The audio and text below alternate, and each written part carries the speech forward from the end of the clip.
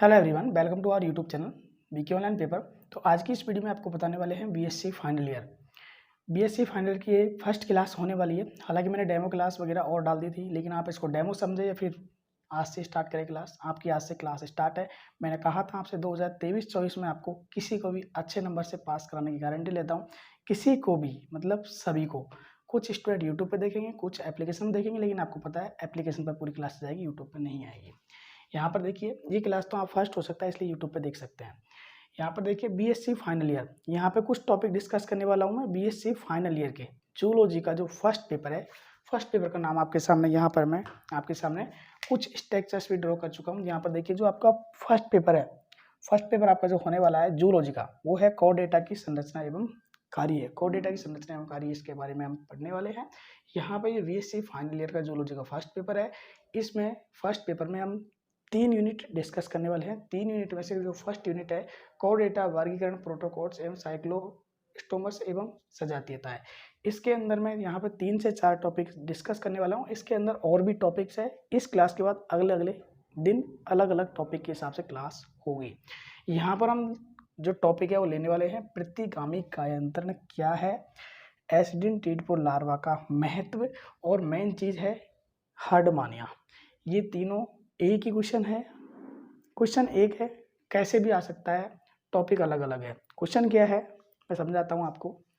Question है हार्डमानिया क्या है, हार्डमानिया की सचित्र वर्णन कीजिए। या फिर क्वेश्चन ऐसे बन के आ सकता है, हार्डमानिया की जो लार्वा है उसके बारे में कंप्लीट बताइए।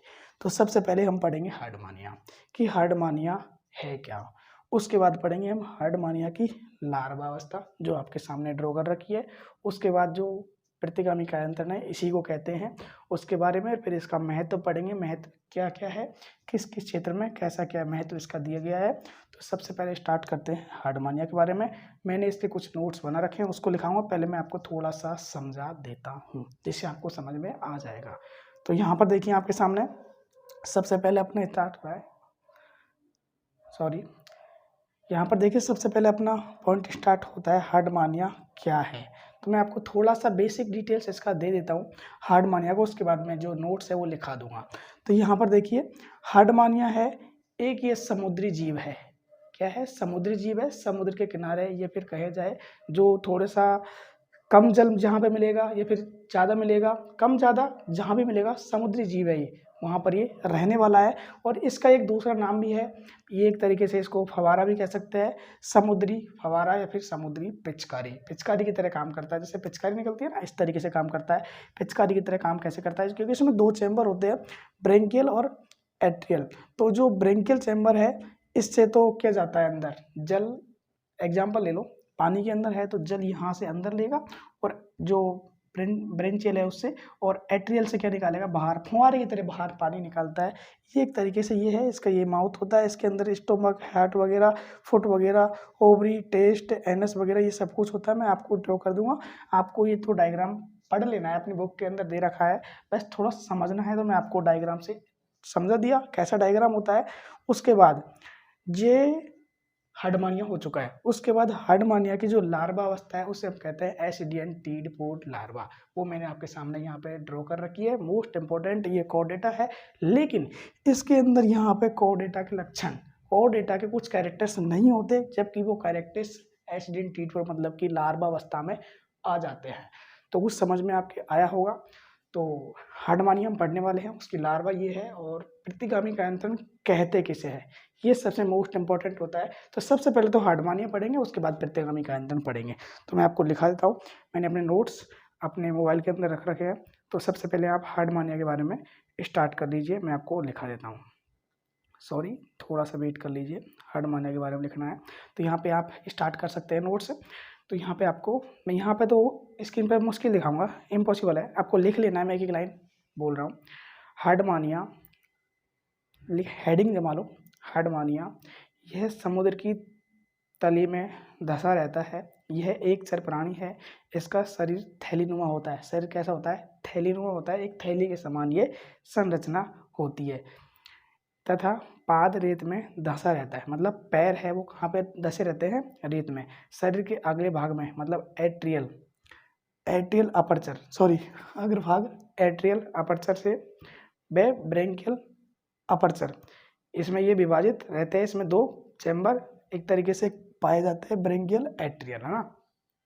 ये 2 एक तरीके से छिद्र होते हैं, ब्रेंकियल और एट्रियल, 2 छिद्र होते हैं। लिख लिया, जितना मैंने बोला उतना लिख लो। उसके बाद इन छिद्रों का खुलना और बंद होना पेशियों के द्वारा नियंत्रित होता है। मतलब किसके द्वारा नियंत्रित होता है? पेशियों के द्वारा। जो इसकी आहार नाल है वो यू आकार की होती है। आहार नाल किसके आकार की होती है? यू आकार की होती है। हार्डमानिया का लार्वा वयस्क की अपेक्षा विकसित होता है। मैंने बोला ना, हार्डमानिया है, इसका जो लार्वा है वयस्क का ही है। क्या है? ये वयस्क है और ये लार्वा अवस्था है। वयस्क की अपेक्षा क्या होता है? ये ज़्यादा विकसित। मतलब इसके अंदर कॉर्डेटा के काफ़ी सारे लक्षण पाए जाएंगे। मैं कंप्लीट बताऊंगा, नोटोकार्ड्स वगैरह, नर्वल कार्ड वगैरह, स्टमक हार्ट्स वगैरह, टंग का और भी ये सेल्स वगैरह और ओस्टिस वगैरह, काफ़ी सारे हैं इसके अंदर। इसमें कुछ नहीं होता, इसमें बहुत कुछ होता है। मतलब कि ये एक तरीके से वयस्क है, फिर भी कुछ काम का नहीं है, लेकिन काम का तो है ना। लेकिन इससे ज़्यादा लार्वा अवस्था में क्या होता है? डिफरेंट होता है, विकसित होता है। इसकी पूंछ, अब देख लो क्या क्या विकसित होता है। इसकी पूंछ में नोटोकॉर्ड, क्या है? नोटोकॉर्ड। ये जो लाइन दिख रही है ना, ये वाली, ये नोटोकॉर्ड है। नोटोकॉर्ड, नर्वर कॉर्ड, जो ऊपर वाली ये नर्वर कॉर्ड विकसित होती है, तथा वयस्क अवस्था में पूंछ के लुप्त होने के साथ साथ, वयस्क अवस्था में कोई पूंछ वगैरह नहीं है, लुप्त हो चुकी है, साथ साथ कॉर्डेटा लक्षण भी लुप्त हो जाते हैं। कॉर्डेटा के कुछ भी लक्षण इसके अंदर नहीं है, लुप्त हो जाते हैं और उसमें आ जाते हैं। मतलब लार्वा अवस्था बेस्ट है। तो इसके अंदर मैंने कुछ जानकारी लिखाई, आपने लिख ली। अब जानकारी लिखने के साथ साथ इसमें कुछ आपको लिखा देता हूँ। ये तो नॉर्मल इसकी जानकारी है, मैंने बताया ना जो जानकारी, वो भी आप लिख लेना इसके अंदर, ऊपर नोट कर लेना। यह एक समुद्री पिचकारी है, या फिर एक फंवारे की तरह कार्य करती है। इसका एक नाम सी स्क्वाड्स भी है। और मैं लिखा देता हूँ, लक्षण में आएगा, ये लक्षण में लिख लेता है, लक्षण लिख लो अलग से। ये मैंने जो जानकारी दी ऊपर कि ये कैसे कैसे क्या है, ये लिख लिया। उसके बाद हार्डमानिया, हार्डमानिया, हार्डमानिया मोस्ट इम्पोर्टेंट है, लिख लो यहाँ पे ये जो जानकारी दी उसके। अब इसके साथ साथ ये वर्गीकरण लिख लो इसका। क्या लिख लो? वर्गीकरण। इसको आप ऊपर भी लिख सकते हो, नीचे भी। तो वर्गीकरण किस तरीके से लिखना है आपको, यहाँ पे सबसे मोस्ट इम्पोर्टेंट है वर्गीकरण। लिखो संघ, संघ लिखो फाइलम, संघ को फाइलम बोलते हैं। फाइलम इसका है कॉर्डेटा, मतलब कॉर्डेटा का है। ग्रुप है इसका प्रोटोकॉर्डेटा, समूह, ग्रुप यानी प्रोटोकॉर्डेटा है। उपसंघ है मतलब सब फाइलम, यूरोकॉर्डेटा, लिख लिया। उसके बाद क्लास है इसका एसिडियासिया, पूरा शब्द लिखो, मैं आपको लिख के बताऊं, जगह नहीं है। एसिडियासिया ये आपका क्लास हो जाता है। इसका गण ऑर्डर है एसिडिया, और श्रेणी हार्डमानिया, मतलब जीनस, जीन क्या है? हार्डमानिया। अब इसके कुछ आप कैरेक्टर्स लिख लो और इसके अंदर 3 लाइन और लिख लो। हार्डमानिया कॉर्डेटा संघ का एक जीव है। ये समुद्र में पाया जाने वाला गतिहीन जीव है। समुद्र में पाया जाने वाला गतिहीन जीव है। ये 2-3 लाइन बहुत है। और मैंने वर्गीकरण इसका क्लासिफिकेशन लिखा ही दिया हार्डमानिया का, गण ऑर्डर वगैरह, फाइलम वगैरह। अब इसके कुछ कैरेक्टर्स आप लिख लो, लक्षण, हार्डमानिया के लक्षण। फिर आपका हार्डमानिया के साथ साथ इसका ट्रीट बोर्ड पढ़ेंगे। तो हार्डमानिया के लक्षण आप लिख लो। मैं समझा तो पूरा रहा हूँ आपको, ये समझाऊंगा पूरा, ये मैंने आपको बता दिया और मैं आपको बता दूंगा। बस मोस्ट इम्पोर्टेंट, फुट नीचे की तरफ होता है, ये हार्ट होता है, ये इसका आमाशय स्टमच होता है, और ये आप इसका एनस होता है, ये वाला पोर्शन एनस होता है। जो बाहर की जो लेयर है उसे टेस्ट बोलते हैं, और ये ओवरी है। ये तो आपका बिल्कुल एक स्ट्रक्चर से आपको नॉर्मल वे में याद करना है। इसके बारे में जो जानकारी थी मैंने पूरी लिखा दी। अब इसके थोड़े कैरेक्टर्स आप नोट कर लो। हार्डमानिया को आमतौर पर समुद्री फवारा कहा जाता है, या फिर समुद्री पिचकारी कहा जाता है। सी स्क्वाड्स भी आप इसको लिख सकते हैं। हार्डमानिया को आमतौर पर सी स्क्वाड्स कहा जाता है। यह दूसरे जानवरों पर उपस्थित होकर फुट के द्वारा जुड़ा रहता है, मतलब दूसरे जानवर पर उपस्थित होकर अपने पैरों के द्वारा जुड़ा रहता है। इसका शरीर की रूपरेखा थोड़ी तिरछी होती है, आपको तिरछी दिखाई दे रही होगी, देखो तिरछी है। तिरछी कैसे क्या है, 9.5 से 12 सेमी लंबा, लंबाई कितनी है 9.5 से 12 सेमी लंबा, और 5.2 सेमी से 5.2 सेमी से 6.9 सेमी चौड़ा होता है। क्या होता है 6.9 सेमी चौड़ा होता है, जो कि नरम चमड़े के अंगरक्षक में बंद रहता है, बिल्कुल नरम चमड़े के समान है। आप यूट्यूब पे डालना हार्डमानिया या फिर गूगल पे डालना हार्डमानिया 3D वीडियो, तो उसमें आपको बताया जाएगा कि किस तरीके से इसके अंदर जल जा रहा है, बाहर निकल रहा है, फंवारे की तरह कार्य कर रहा है, आपको बिल्कुल समझ में आ जाएगा। कुछ दिनों बाद हम डिजिटल बोर्ड पे पढ़ाने वाले हैं, तो आपको अच्छे से समझ में आएगा।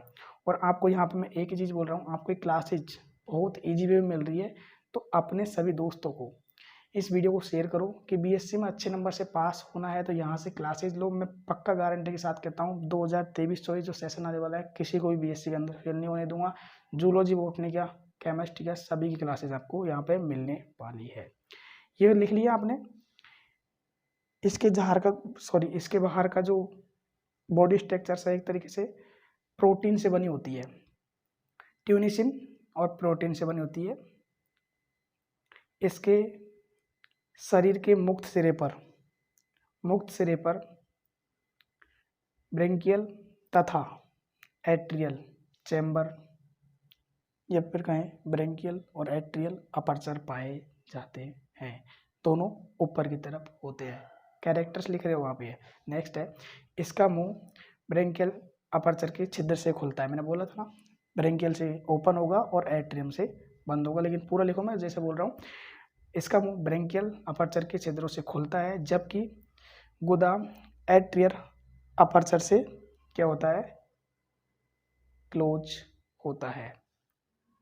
सॉरी, गलत लिख लिया मैं, कुछ और बोल गया, मैंने यहाँ पे फोकस करके बोल दिया।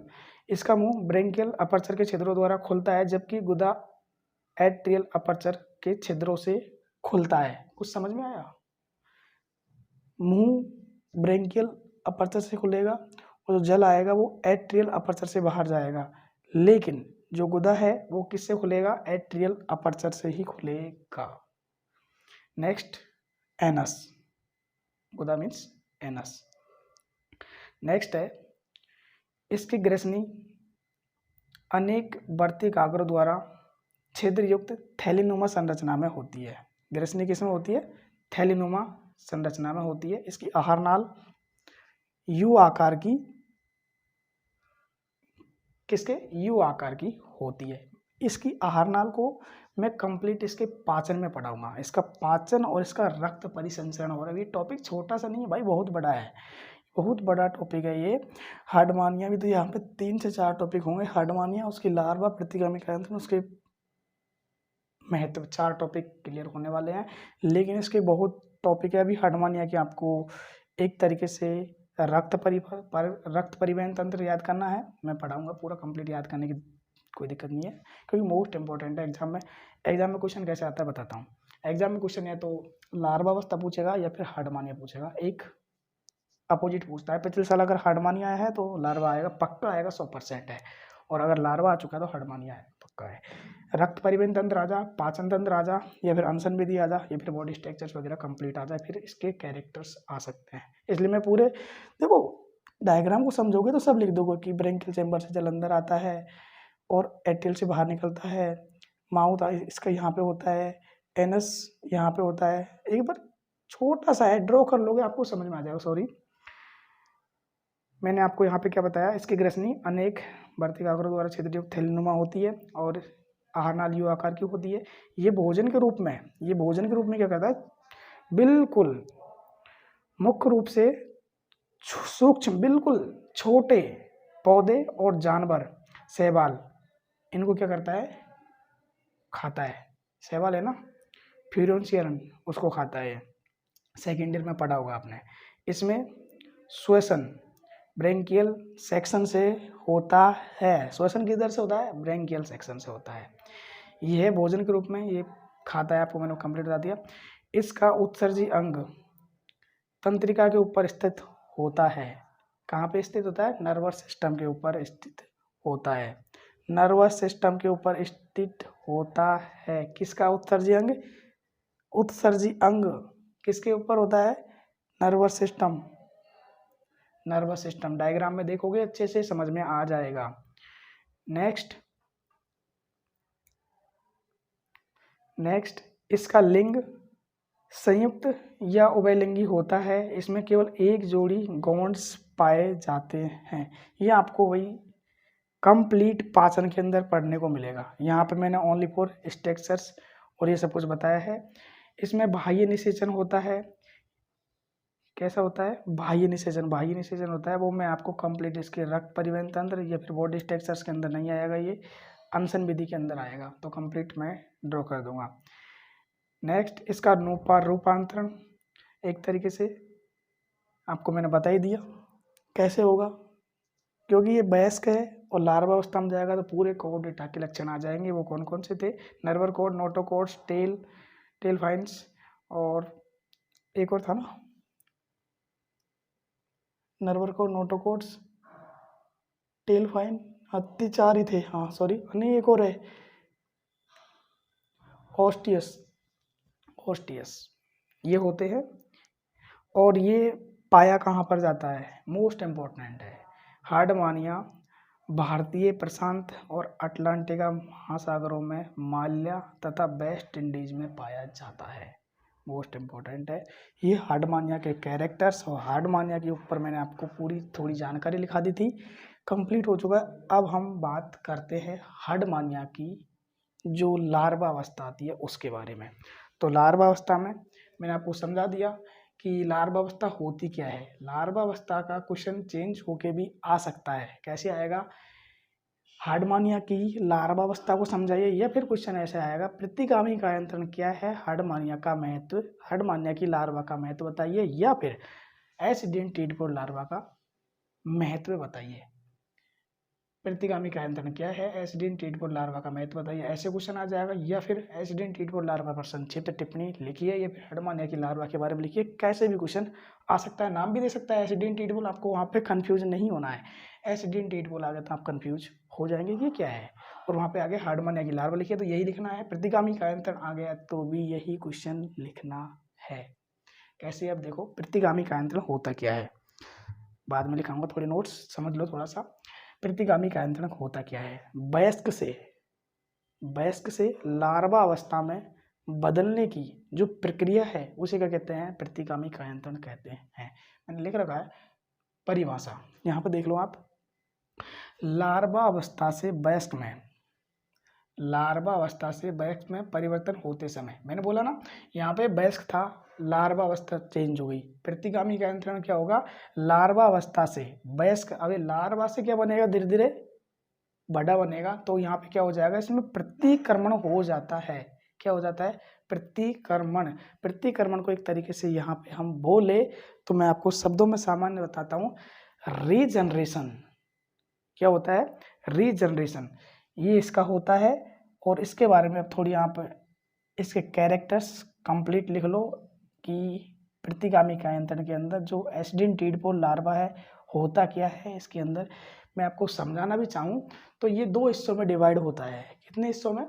2 हिस्सों में डिवाइड होता है। आगे का हिस्सा थोड़ा गोल होता है, पीछे का हिस्सा थोड़ा लंबा होता है। एक तरीके से जो यहाँ से ये वाला हिस्सा है लंबा होता है, इसकी कुछ लंबाई होती है और इसकी भी कुछ लंबाई होती है। मैं आपको यहाँ पे आपको सामने मैंने नोट्स में लिख रखा है, कंप्लीट में बता देता हूँ। यहाँ पे हम बात करते हैं अब किसकी? एसिडियन टीडपोर लार्वा की। मैंने आपको कंप्लीट बता ही दिया। इसका प्रतिक्रमण होता है,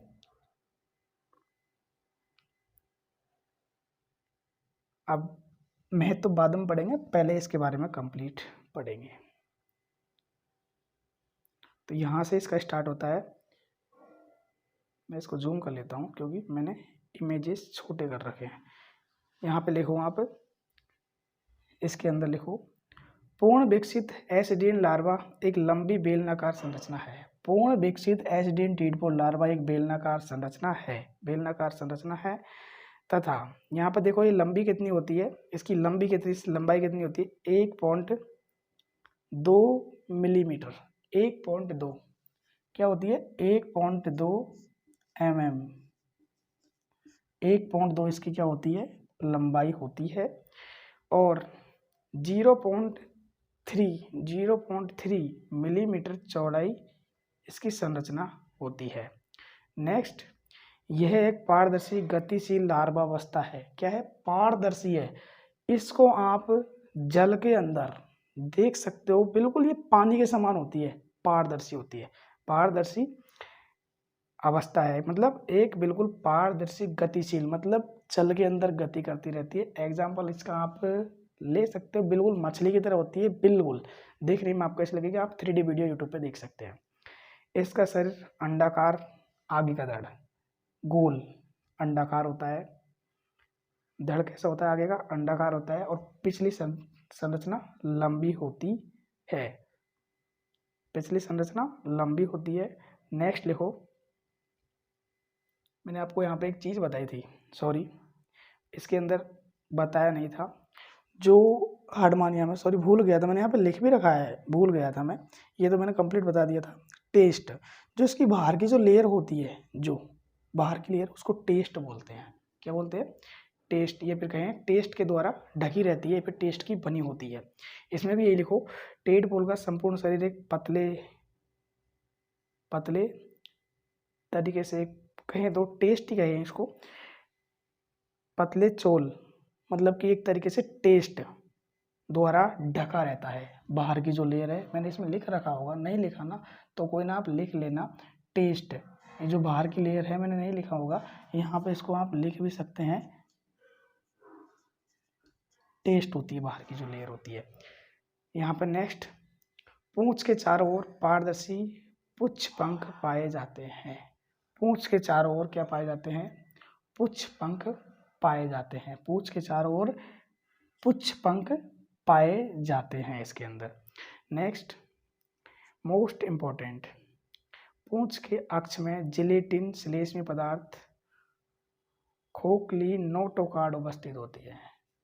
पूंछ के चारों ओर कंप्लीट आपके सामने टेल फन पाए जाते हैं, लेकिन जिलेटिन, पूंछ के अक्ष में जिलेटिन श्लेष्मी पदार्थ युक्त खोखली नोटोकॉर्ड उपस्थित होती है। क्या होती है, नोटोकॉर्ड उपस्थित होती है। मैंने आपको बता दिया नोटोकॉर्ड, ये खोखली है, ये ड्रॉ कर रखी है मैंने इसके अंदर, आप डायग्राम देखोगे आपको पता चल जाएगा नोटोकॉर्ड क्या है। ये बिल्कुल बारीकी से मैं आपको दिखाई नहीं दे रही होगी, बिल्कुल ये, और मैंने डॉट डॉट कर रखी है, ये नोटोकॉर्ड होती है। 1 मिनट थोड़ा वेट करो आप, 1 मिनट है ना।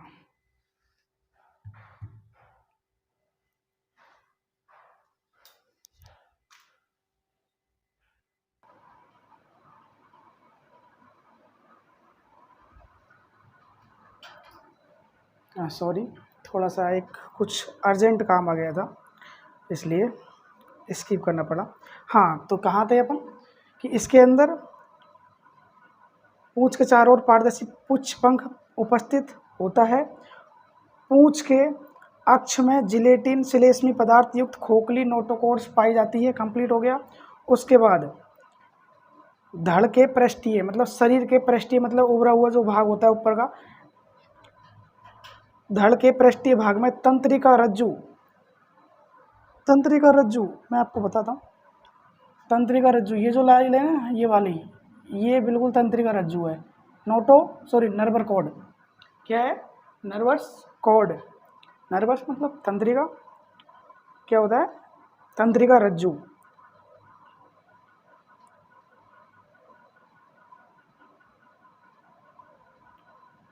कंफ्यूज हो गया, सॉरी। हाँ, धड़ के पृष्ठीय भाग में तंत्रिका रज्जु फैलकर, तंत्रिका रज्जु फैलकर मस्तिष्क आशय बनाते हैं।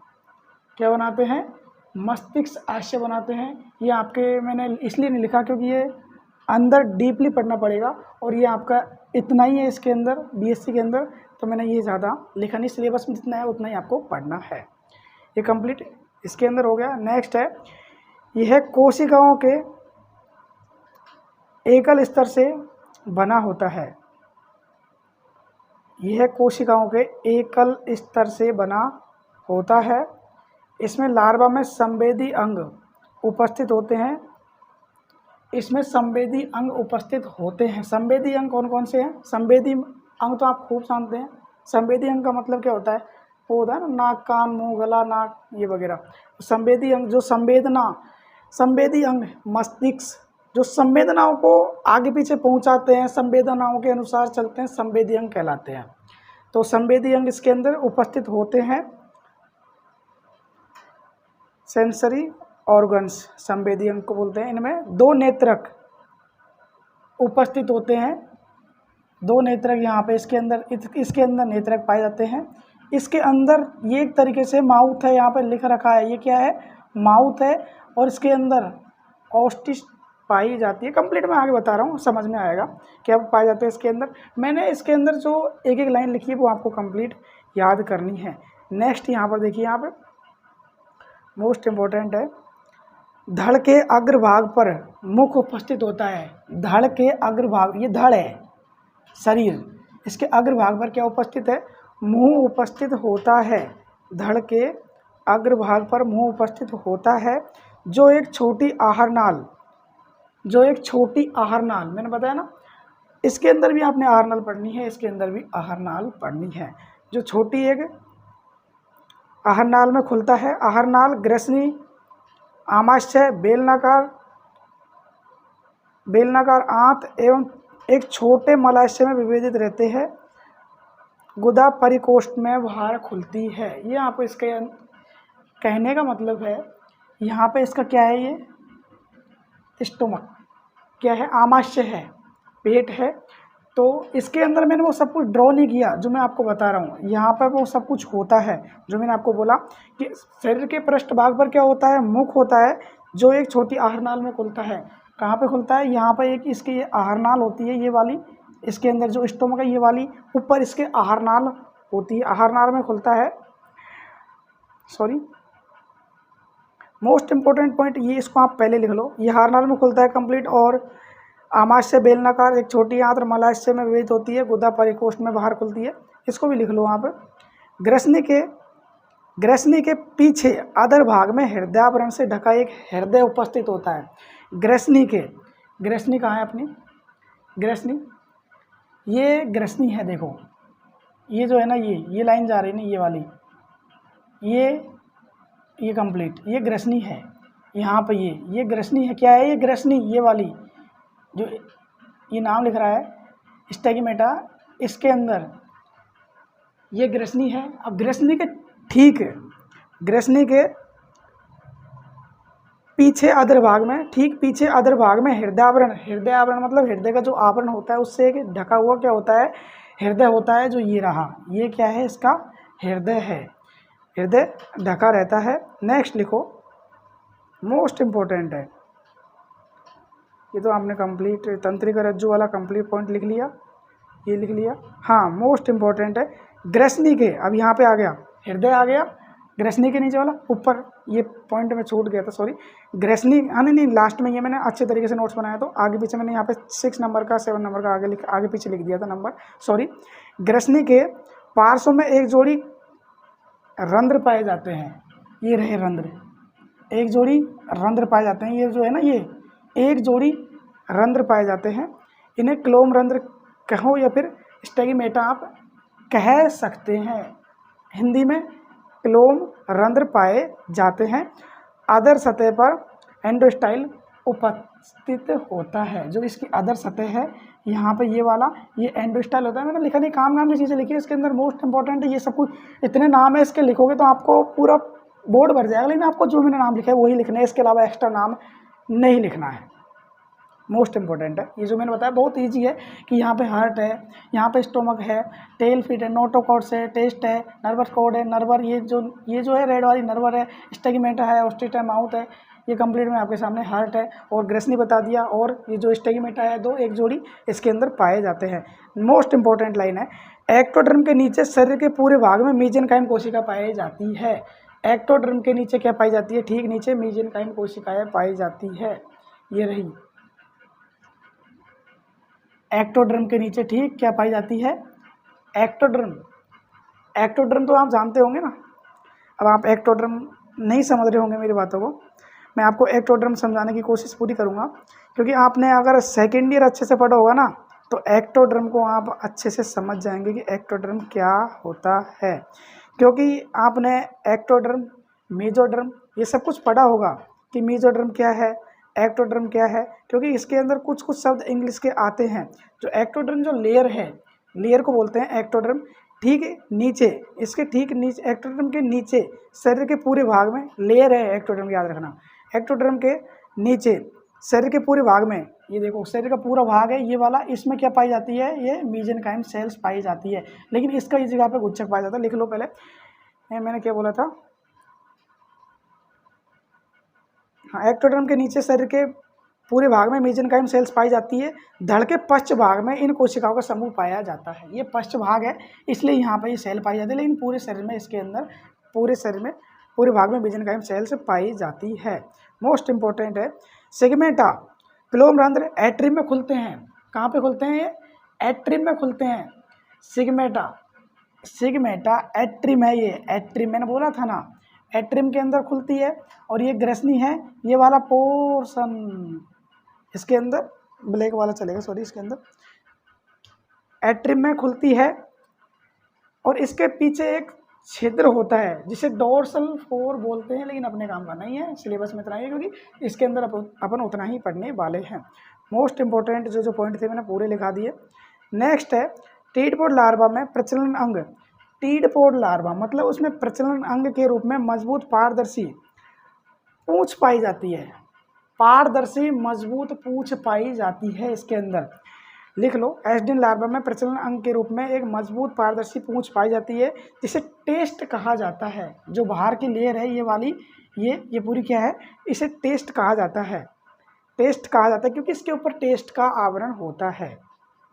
क्या कहा जाता है, एक तरीके से टेस्ट कहा जाता है। टेल को, पूंछ को टेस्ट भी कहा जाता है, ये टेल का आवरण होता है, सॉरी टेस्ट का आवरण होता है, फिर इसे आवरण को टेस्ट कहते हैं। 2 शब्दों में आप लिख सकते हो। इसके जो बाहर की सतह इसे टेस्ट कहते हैं, जो पूंछ पर जो आवरण होता है उसे टेस्ट कहा जाता है।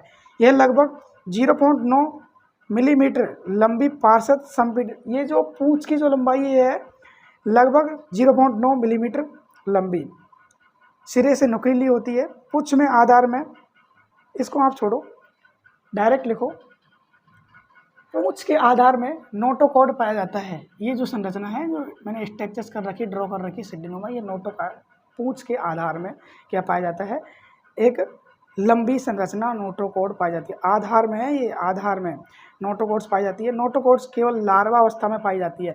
नोटोकॉर्ड्स लार्वा अवस्था में, नहीं कि वयस्क में। आपने ये जो नोटोकॉर्ड्स है, नर्वस कॉर्ड्स है, नर्वस है, टेस्ट है, टेस्ट तो उसके अंदर भी है, ऑस्टिस है, माउथ है, माउथ तो उसके अंदर भी है, सिग्मेटा है, और स्टोमक तो उसके अंदर भी है, हार्ट उसके अंदर भी है, कंप्लीट ये सब कुछ है। लेकिन mesenchyme cells, notochords, tail fin, nervous cord और सिग्मेटा, ऑस्टिस वगैरह ये ओनली फॉर किसके अंदर पाई जाती है, लार्वा अवस्था, एस्डिन टीडपोड के। हाँ, तो नोटोकॉर्ड्स पाई जाती है, एक लंबी आधार भाग में नोटोकॉर्ड्स पाई जाती है। नोटोकॉर्ड केवल लार्वा अवस्था में पाई जाती है।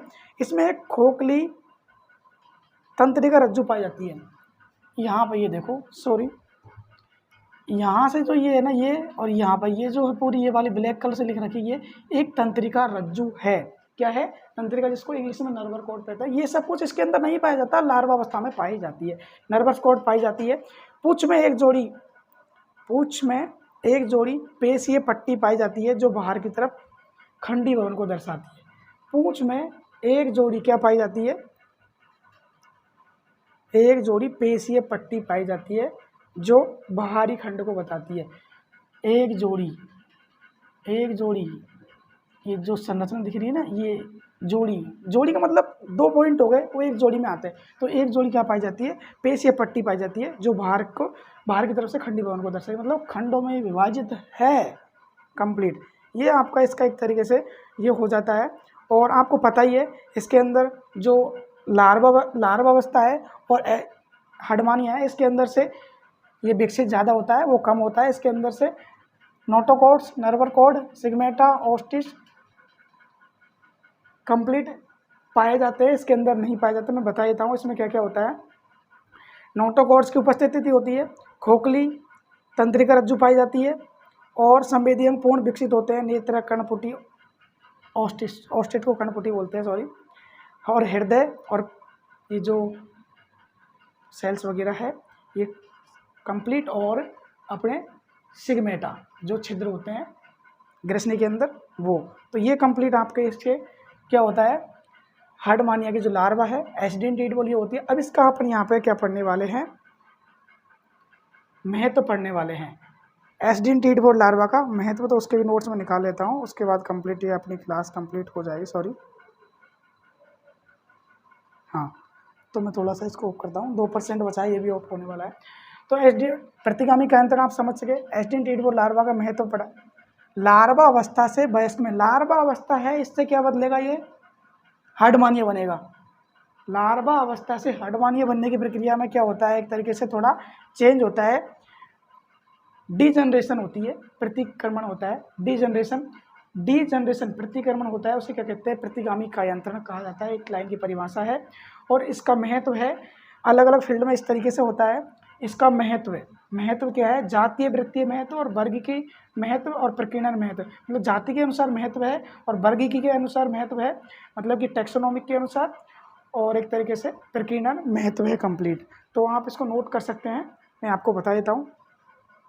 सबसे पहले है जातीय वृत्तीय महत्व, तो इसके अंदर आपको लिखना है, जातीय वृत्तीय में लिखना है, टीट बोर्ड लार्वा स्वतंत्र रूप से, आप सभी को पता है, तैरने वाला जीव है। टीट बोर्ड लार्वा स्वतंत्र रूप से तैरने वाला जीव है। कौन सा, कॉर्डेटा का। कॉर्डेटा का एक मतलब कशेरुकी जीव है स्वतंत्र रूप से, लेकिन एक मत के अनुसार तैरने वाला जीव तो ये है, लेकिन एक मत के अनुसार सभी कॉर्डेटा लक्षण इसके अंदर उपस्थित होते हैं, इसके अंदर उपस्थित होते हैं। कायांतरण के उन्मूलन तथा जंतु के समय से पूर्व विकसित होने के कारण ये अपरिपक्व वयस्क में परिवर्तित हो गया था। मतलब कि सामान्य शब्दों में मैं आपको बताता हूँ, तो पहले ये क्या है, वयस्क है।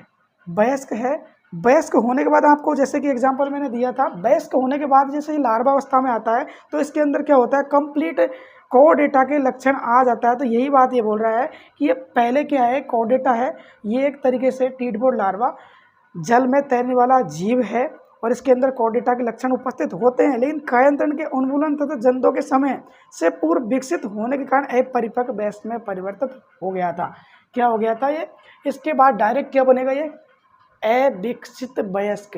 तो ये क्या कह रहा है, जाति वृत्तीय के अनुसार ये डायरेक्ट लार्वा अवस्था से किस में आता है, ये वयस्क में बोलता है, उसके अंदर पूरे जो लक्षण है वो खत्म हो जाते हैं और लार्वा अवस्था में होता है, तो ये तैरता भी है, चलता फिरता भी है और पूरे इसके अंदर कॉर्डेटा के लक्षण विकसित होते हैं। ये इसकी जातीय वृत्तीय महत्व बता रहा है जाति के अनुसार। नेक्स्ट है वर्ग की महत्व। यहाँ पर देखो, वर्गीकी के महत्व के अंदर यही आएंगे कि इसके अंदर कुछ स्ट्रक्चर्स नहीं थे जाति के अनुसार, इसमें बताया नहीं गया है, खाली बताया गया है कि इसके अंदर से वयस्क से में चेंज हुआ लार्वा अवस्था, तो ये चेंज हो जाते हैं, उसके अंदर कुछ नहीं बचता। लेकिन वर्गीकी के अनुसार वर्णन में ये हो रहा है, वर्गीक टैक्सोनॉमी के अनुसार, यहाँ पर मैं कंप्लीट आपको समझा दूँ कि लार्वा अवस्था में कौन कौन सी अवस्था है, कौन कौन सी स्टेज ज़्यादा थी, मतलब कॉर्डेटा के लक्षण कौन कौन से ज़्यादा थे और हार्डमानिया के अंदर कौन कौन से नहीं थे। तो मैं आपको बताता हूँ वर्गीकी का महत्व क्या है। टेट बोर्ड लार्वा में सही वास्तविक कॉर्डेटा के लक्षण है नोटोकोर्स तंत्रिका रज्जु, नोटोकोर्स तंत्रिका रज्जु, नर्वस और क्लोमरंध्र ये रहे सिग्मेटा, क्लोमरंध्र, ग्रसनी की उपस्थिति, ग्रसनी की अनुपस्थिति पाए जाते हैं, जो ये उपस्थिति इसमें पाई जाती है, इसमें अनुपस्थिति पाई जाती है, कहने मतलब है जो वयस्क में अनुपस्थित होते हैं, बस यही एक तरीके से। तथा स्थानबद्ध वयस्क को वास्तविक वर्गीकी के आधार पर लार्वा अवस्था के बिना असंभव है। कहने का मतलब है वर्गीकी के आधार पर ये हो रहा है कि लार्वा अवस्था में सिग्मेटा, नर्वस कोड, नर्वस, नोटोकोड्स और ये ग्रेसनी, क्लोमरंध्र होता है, ये लार्वा अवस्था के अंदर है, लेकिन इनके बिना इसका वर्णन असंभव है। समझ में आया, इनके बिना वर्गीकी के अनुसार इसका महत्व है, ये हार्डमानिया का महत्व है। कहने का मतलब है लार्वा का महत्व है, लार्वा के बिना इसका वर्णन असंभव है, हार्डमानिया को पढ़ा नहीं जा सकता। नेक्स्ट है इसका प्रकीर्णन। एस्टिन एक वयस्क स्थानबद्ध जंतु है जो प्रकीर्णन में सहायक होता है। एक स्वतंत्र चारी लार्वा अवस्था में उपस्थित होने के कारण एसडीएन का भोजन सुरक्षा स्थान के लिए प्रकीर्णन संभव नहीं है। इसने जाति के अस्तित्व अतः एक तरीके से संभव नहीं है। एसडीएन बेस्ट से एक तरीके से ये स्थानवैध जंतु है और प्रकीर्णन में सहायक नहीं होता है। कहने का मतलब मैं आपको समझाता हूँ। प्रकीर्णन में महत्व, इसका बिल्कुल प्रकीर्णन में महत्व नहीं है। प्रकीर्णन में महत्व क्यों नहीं है? क्योंकि ये एक स्थानबद्ध जीव है, मतलब स्थानबद्ध जंतु है, प्राणी है। ये ओनली फॉर जल के अंदर रहता है और ये एक स्थान पर ही भोजन ग्रहण, मतलब छोटे मोटे जो जीव जंतु है उनको खा लेता है, हार्डमानिया। लेकिन प्रकीर्णन में इसका महत्व ज़्यादा है। क्यों? क्योंकि ये तो एस्टिन टीटबोट लार्वा है, इसके अंदर तो कुछ भी विकसित नहीं था। इसके अंदर तो इतना विकसित हो चुका है, नोटोकोट्स, नर्वस कोट्स, ये क्या बोलते हैं, ऑस्टियस माउथ, ये तो है। लेकिन ये क्या है कि जल के अंदर अपारदर्शी है और गमन करता है, गतिशील है। जबकि क्या है, ये हार्डमानिया अगतिशील है, ये एक जगह रहता है, छोटे मोटे जीव जंतु, पेड़ पौधों को या फिर जो शैवाल है उनको खा लेता है और इसका एक तरीके से जीवन यापन चलता है। लेकिन ये सब कुछ इसका 3 महत्व, जाति वृत्ति मतलब कि आपको बता ही दिया, और वर्गीकी मैंने बता ही दिया, और प्रकीर्णन मतलब ये प्रकीर्णन में सहायक मोस्ट इम्पोर्टेंट होने वाला है। तो कंप्लीट आपको देखो यहाँ पे इन सभी नोट्स को मेरे हिसाब से पढ़ोगे तो आपको ज़्यादा याद होगा। जो मैंने लिखा है उनको आपको सभी को पढ़ना है, आपको अच्छे से समझ में आया होगा। आप इसका एक स्क्रीनशॉट ले सकते हैं जिससे आपको थोड़ा समझ में आ जाएगा, और आप मेरे को ज़रूर बताना कि आपको इस वीडियो के अंदर कुछ समझ में आया या फिर नहीं आया। मोस्ट इम्पॉर्टेंट जानकारी थी लेकिन मैंने नहीं बताई थी, मैं आपको बता देता हूँ लास्ट में, कि जो हालांकि अपने सिलेबस में है नहीं है, मैं बता देता हूँ। जो कोर डेटा की संरचना एवं कार्य है उसके अंदर जो फर्स्ट यूनिट आती है, इसमें ये जो टॉपिक अपन पढ़ रहे हैं प्रतिगामी कायांतरण, प्रतिगामी कायांतरण कहें या फिर हार्डमानिया कहें या फिर लार्वा अवस्था कहें, इसको जो लार्वा अवस्था है, इसको प्रस्तुत करने वाले 2 वैज्ञानिक थे, सेबेस्टियन व दास। ये 2 वैज्ञानिक थे। इनके बारे में मैंने इसलिए नहीं बताया क्योंकि इनका बुक के अंदर मैंने देखा है नाम नहीं दिया गया है, तो मैंने नॉलेज के लिए लिखा था कि आपको कभी एमएससी वगैरह में पढ़ोगे तो आपको याद आ जाएगा। सेबेस्टियन व दास इसके क्या थे, वैज्ञानिक थे, जो साइंटिस्ट थे। उन्होंने इसके बारे में पूरा रिसर्च किया था, लार्वा अवस्था के बारे में। तो कंप्लीट मैंने आपको प्रतिगामी कायांतरण क्या होता है और एस्टिन टीटबोट लार्वा का महत्व क्या है, एस्टिन टीटबोट लार्वा होता क्या है, उसके लक्षण क्या है, हार्डमानिया क्या है और हार्डमानिया के लक्षण क्या है। करीब 4-5 टॉपिक इस वीडियो में कंप्लीट कवर कर दिए हैं। नेक्स्ट वीडियो में हम अलग जो टॉपिक है ब्रेंकियोस्टोमा पढ़ने वाले हैं, या फिर जहाँ तक कोशिश करूँगा हार्डमानिया का रक्त परिवहन तंत्र और इसका पाचन तंत्र, अनशन विधि, ये सब कुछ लेकर आऊँ जिससे ये टॉपिक बिल्कुल खत्म हो जाएगा। और इसमें से पक्का ऐसा ही क्वेश्चन आता है, हार्डमानिया पूछेगा, लार्वा पूछेगा या फिर प्रतिगामी का। ये क्वेश्चन एक ही है, समझ में आ रहा है आपके कुछ? हार्डमानिया कह दो, हार्डमानिया क्या है, या फिर कह दो प्रतिगामी कायांतरण क्या है, ये पूरा टॉपिक एक है।